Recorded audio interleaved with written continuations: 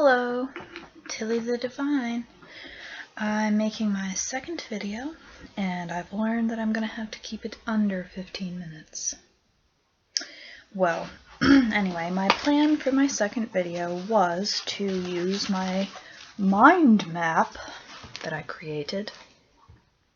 Another view of that.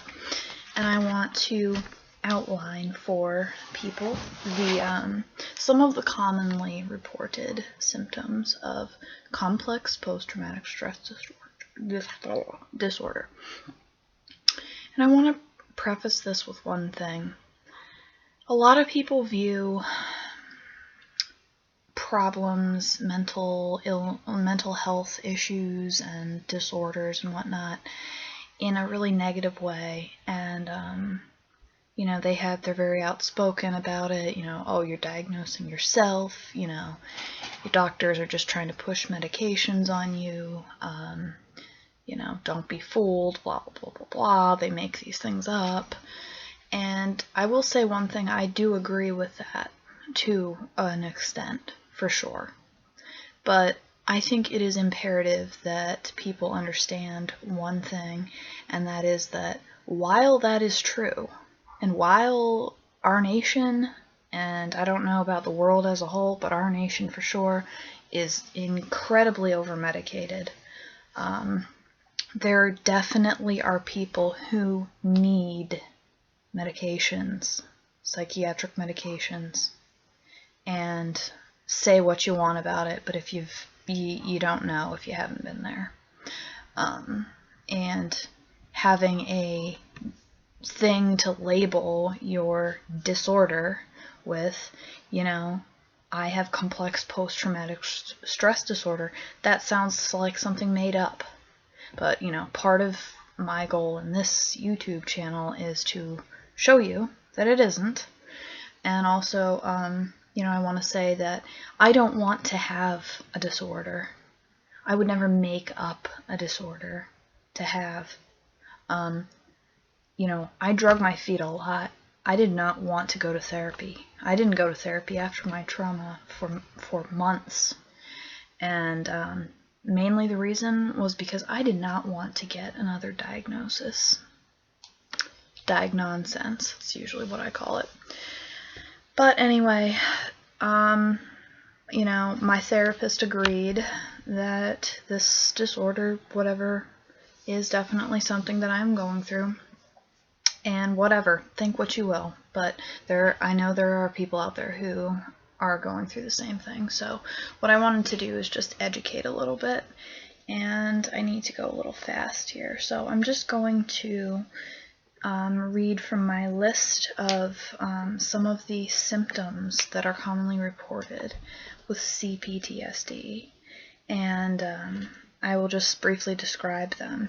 Later on, I plan to make a video about each of these and how they affect my life. But here we go. Okay, some of the big ones. Depersonalization. Now, this is something that happens a lot to avid drug users, but, in this circumstance, in a psychiatric, when you're being evaluated for something, depersonalization only counts if it's not drug-related.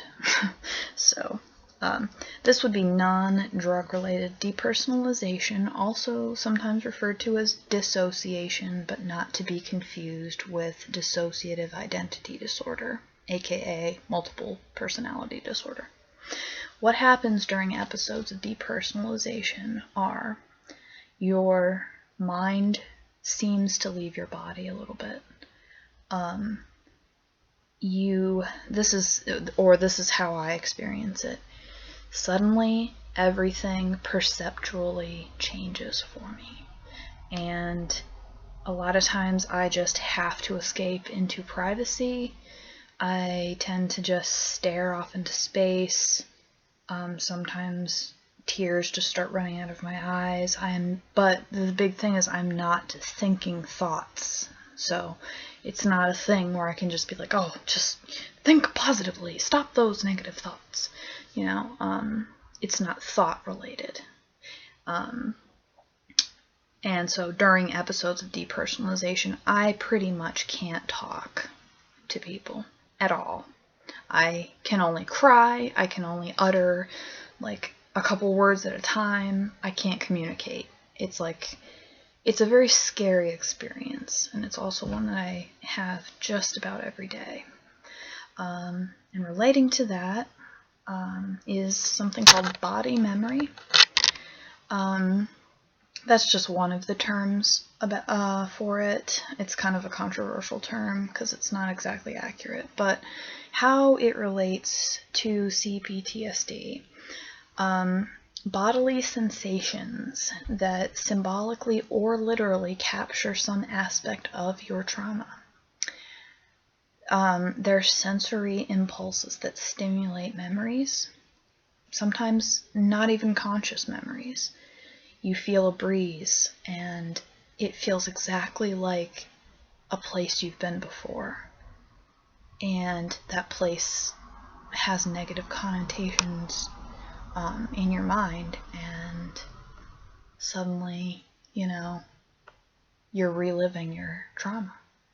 And so when I have discovered this week, I've had a really good week, like recovery-wise. I feel like I'm getting a lot better, mostly due to clarification on some things. But I've realized that what I experience every day is not just prolonged panic attacks, but what it is this body memory. It leads to depersonalization episodes, and then that scares me and throws me into panic. And I'm learning now that since that's the sequence of events, there are things that I can do differently to stop the whole thing in its tracks. Hypervigilance. I gotta be quick here. Big one. Overly sensitive to sights and sounds, scanning for danger constantly. Sometimes it's hard to sleep. You may be incredibly insomniacal. I don't know. What's the... you might be an insomniac. It's almost impossible to ever relax, ever let your guard down completely. I'm going to make my own video about my hypervigilance. Yeah.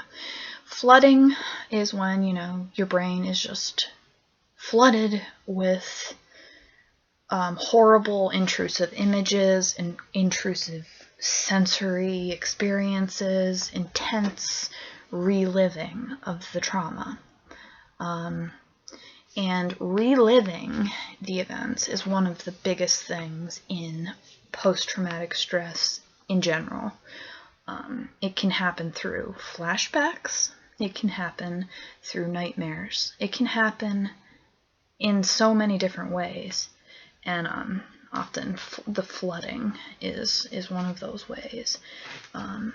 So let me see if there was another one. Revictimization is one that's talked about a lot. And it's funny, I don't understand, honestly, how it relates to PTSD, but I do know that what I've read about it is scary because it happened to me. And I thought that it was just my bad, my stupid. But, as afraid as I was after my trauma, I walked right into another one several months later, which made it so much harder. So, those are the big ones, for me at least. Please feel free to comment, or what I like even better is video responses telling me how you feel about maybe something I said in this video, or, just sharing your experiences. That's what I'm here for. That's what I really want. So, and please do have consideration. People who are in the mental health community and are struggling with these problems are very sensitive, and you can say things that can really, really hurt them and affect them. So please be careful with your commenting. So anyway, I hope everyone is having a lovely day. Peace.